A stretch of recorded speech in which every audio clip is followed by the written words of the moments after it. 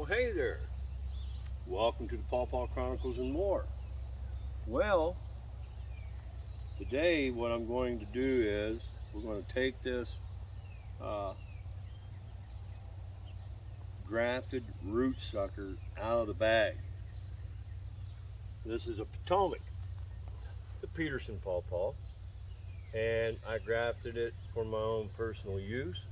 As you all know, I like to utilize the root suckers. You get the tag off of it real quick.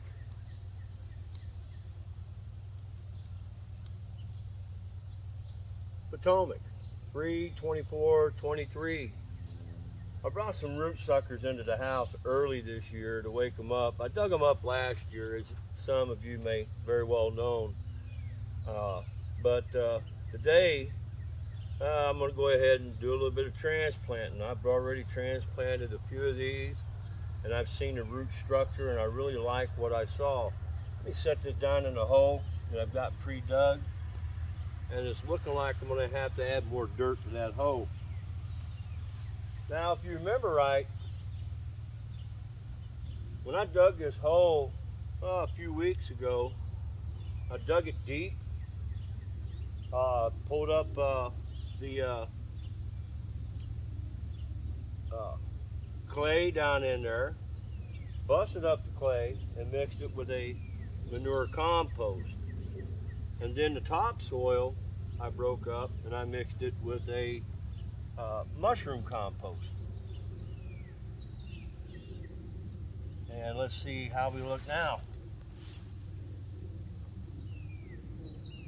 It could stand a little more, because when I take that out of the bag, some of that in the bottom is going to end up in the bottom of that bag. So we'll put a little bit more in there, just for good measure. Look how dark that looks. It's good, dark looking soil. Just the way I like it.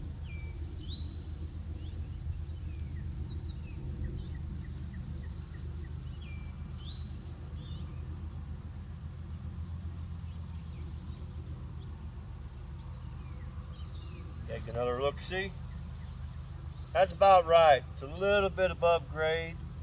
When I take it out of that bag, we're going to lose some down in the bottom. I've been working on hardening these off since the beginning of May, and here we are at the beginning of July. And what I'm going to do is I'm going to go ahead and get this out of the bag. And just to show you, this was a bag that had already been used once. And I put the zip ties in there to hold it back together and reused it. And as you can see, it worked out.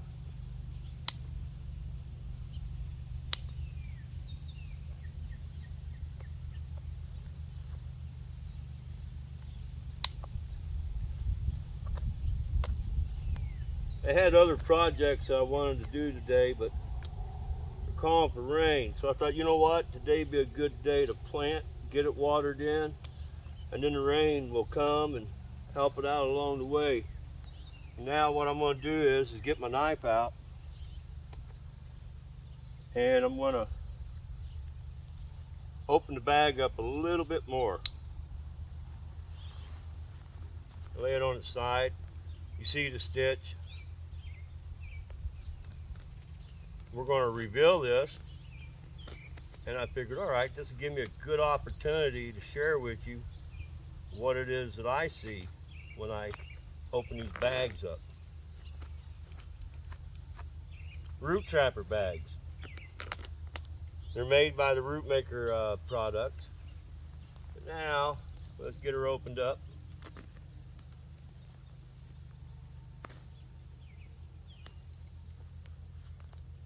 I got a little bit of a mishap right there. There we go.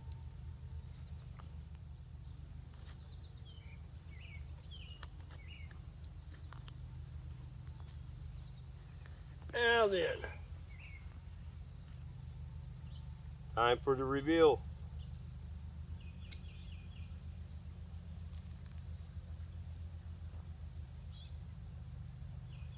Just cross our fingers and hope to see something good.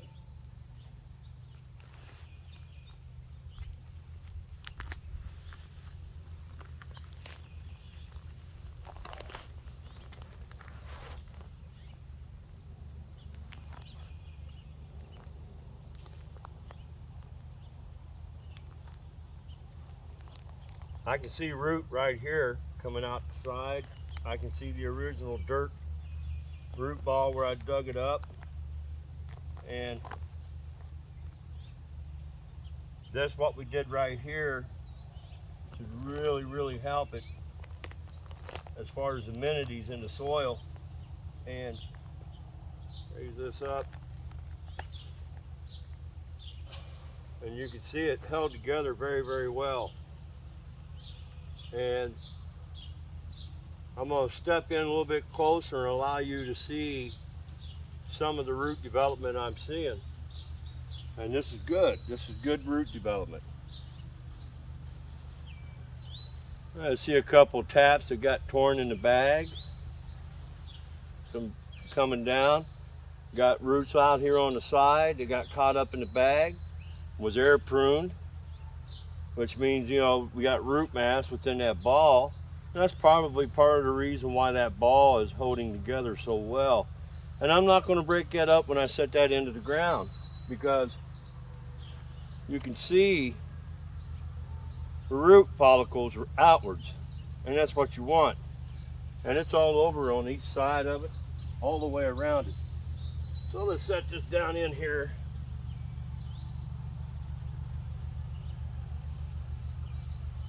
And ground level is pretty much correct. A little bit of dirt right here. There we go. Now I'm just going to fill around it a little bit.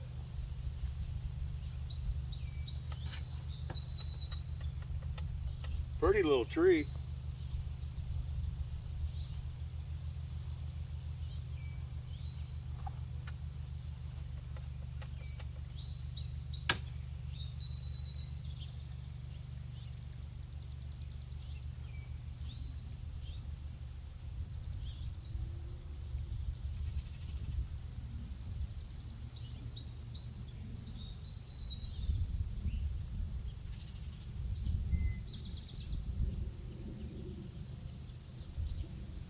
You notice the diameter of what I did as far as the amenities is twice the diameter of the root ball of the tree. And that root ball is going to allow a lot of stuff to swink out there and get into where it needs to get into. That root ball is holding together pretty tight. I like that.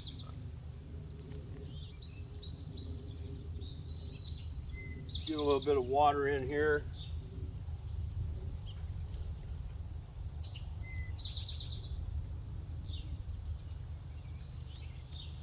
I found that these root trapper bags do a good job with root suckers. A lot of that's got to do with the idea that root suckers, they lack a lot of moisture whenever they're transplanted. I think that's one of the big key things to the survival of the root sucker whenever you dig them up. I have more water, but we're going to put some more dirt in here.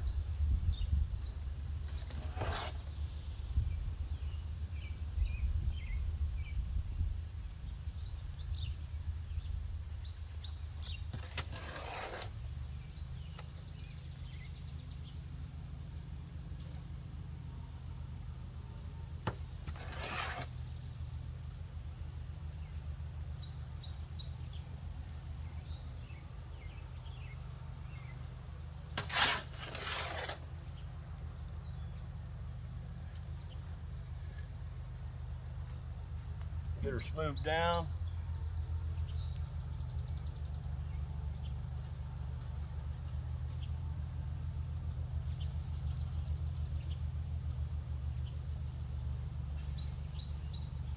You know, I've heard a lot of people have bad stories about digging up root suckers. And I've always heard that only 10% of them will live. To me, it's all on how you harvest that tree. And incidentally, I'm setting somewhere about 95 or better percent success rate as far as harvesting root suckers and utilizing. The vast majority of the trees that I have on my property that are grafted are root suckers like this. And put some more dirt on top of that because we want to make sure we're at level.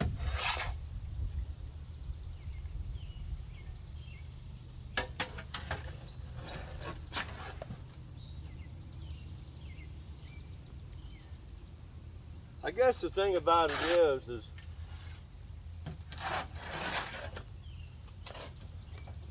far as survivability is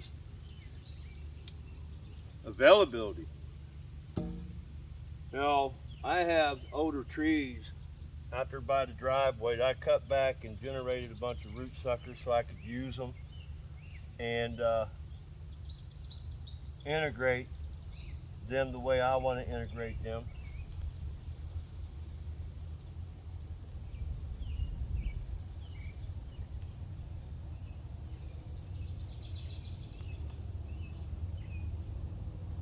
Let's get some more water on that. I like to pour the water out of this into here because of the spreading that the head on this can right here has. Better control.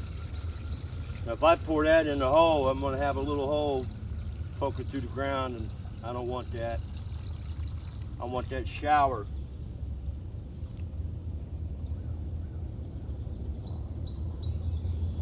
Much more even spread.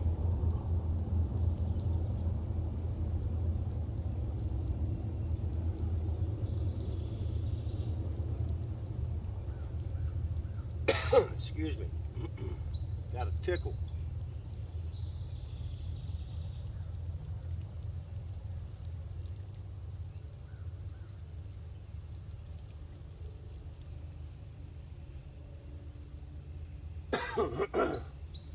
Now I'll take the rest of this dirt.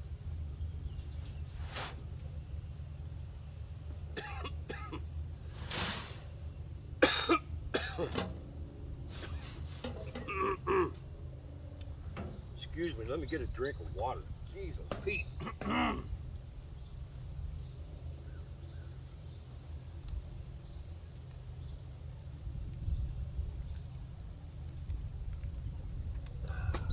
Needed that. But now let's get this all smoothed back down where it should be. Got a little bit of a mound, not much. Take it off the top of the tree or top of the soil grade, just down to where the root ball, top of the root ball is just barely exposed. Try to keep this dirt nice and even through here.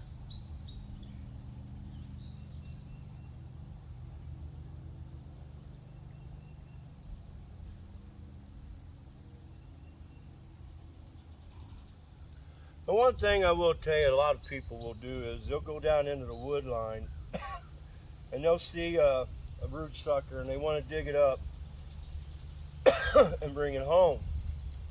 But the thing about it is they've been in the woods and they're not going to be friendly to sunlight and they're going to be gangly. The ones that I have were in sunlight as they come up. But I brought these in and woke them up early and grafted them, and because of that I had to work at hardening them off, and that's one big key. You got to get them hardened off. I'm not even going to put a shade cloth around this. We have an apple tree right there to the slightly northeast, and to the south we have a wood line there, and to the west I have a couple of oak trees standing, but directly above, sunlight come down through here in the middle of the day, so we have midday sunlight, and it should be able to handle that midday sunlight. Give it a little bit more water.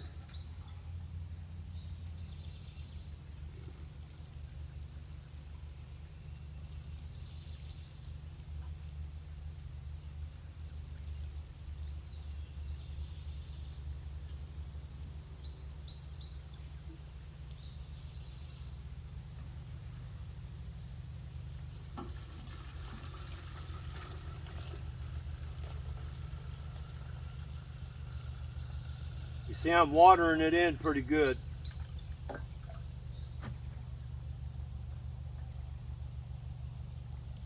I really like this watering can here. It's one of the best ones I've bought yet.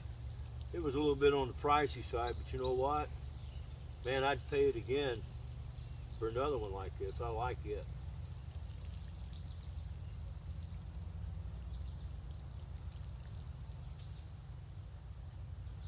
Let that settle down in just a little bit. I already got my fence pre-done. It's going to be a little bit tight on the leaves, but it won't hurt it.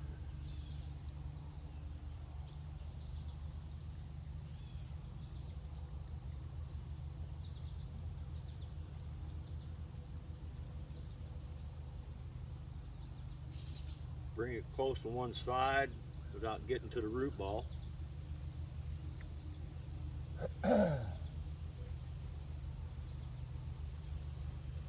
And try to find a spot to put this stake, which the stake is going to sink way down in there very easily.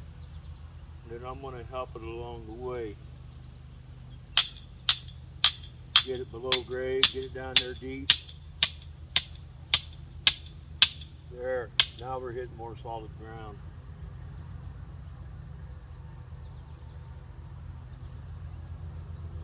And I got my zip ties right here ready to go. Let's turn it this way a little bit. I want to go from one side to the other side to zip it in tight, and so it don't go nowhere. If I just do one strand of wire, the wind could blow that and cause me issues, and I don't want that. So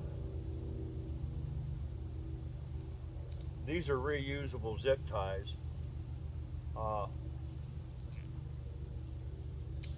And they do a good job because I can take them loose, push a little button, and reuse them. I've reused these type zip ties over and over again.